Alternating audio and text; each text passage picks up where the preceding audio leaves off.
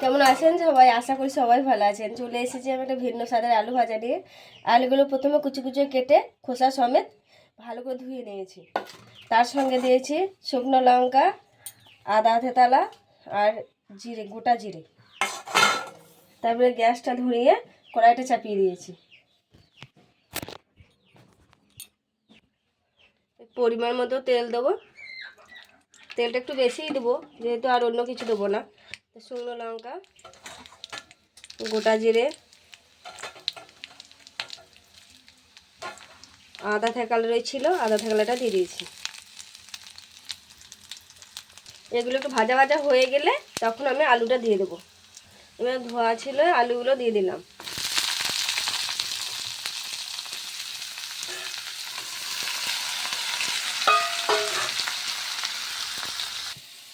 এবার দিয়ে দেবো স্বাদ মতো লবণ, হলুদ গুঁড়ো, আর সেটাকে ভালো করে নেড়ে চেড়ে নিয়ে ঢাকা দিয়ে দেবো। গ্যাসটা স্লো দিতে হবে, কারণ যেহেতু জল দেবো না, তার জন্য একটু স্লো দিতে হবে। ঠিক আছে, তারপরে এটাকে নেড়ে চেড়ে দিয়ে একটু ঢাকনা দিয়ে দিলাম। ফিরে আসছি 10 মিনিট পরে। চলে এসেছি 10 মিনিট পরে। এবার দেখবো কীরকম হয়েছে।